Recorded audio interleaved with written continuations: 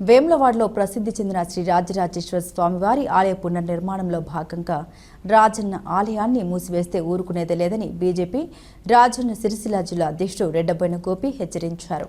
శనివారం Vemulawada rural BJP కార్యాలయంలో ఏర్పాటు చేసిన మీడియా సమావేశంలో ఆయన ఈ వ్యాఖ్యలు చేశారు. అభివృద్ధి పేరుతో ఆలయాన్ని మూసివేయడం హిందూ మనోభావాల్ని దెబ్బతీసే కుట్రగా అభివర్ణించిన గోపి దీన్ని బీజేపీ తీవ్రంగా వ్యతిరేకిస్తుందని స్పష్టం చేశారు.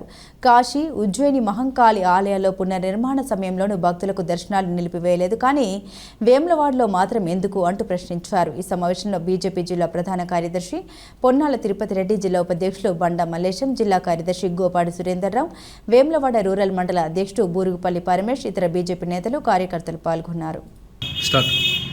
పాత్రికేయ మిత్రులందరికీ నమస్కారం. మరి వేములవాడ రాజరాజేశ్వర స్వామి ఆలయ పునర్నిర్మాణంలో భాగంగా, అభివృద్ధిలో భాగంగా భారతీయ జనతా పార్టీ యొక్క విధానాన్ని తెలియజేయాల్సిన అవసరం ఉంది కనుక అభివృద్ధిలో భాగంగా ఏదైతే ఆలయ మూసివేత కార్యక్రమాన్ని భారతీయ జనతా పార్టీ పూర్తిగా ఖండిస్తూ ఉన్నది. దేశంలో సుప్రసిద్ధ పుణ్యక్షేత్రమైన కాశీ క్షేత్రాన్ని అభివృద్ధి చేశారు. 400-500 కోట్లతోటి దర్శనాలను మూసివేయలేదు, నిలిపివేయలేదు. ఉజ్జయిని కారిడార్ 600-700 కోట్లతోటి అభివృద్ధి జరిగింది, దర్శనాలు నిలిపివేయలేదు, మూసివేయలేదు.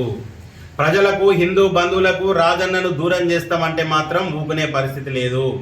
ప్రతి సందర్భంలో మా సీనియర్ నాయకులు పెద్దలు ప్రతాప రామకృష్ణ గారు రాజన్న స్థానంలో భీమన్నను ఏ మేరకు దర్శనం చేస్తారని అడుగుతూనే ఉన్నారు.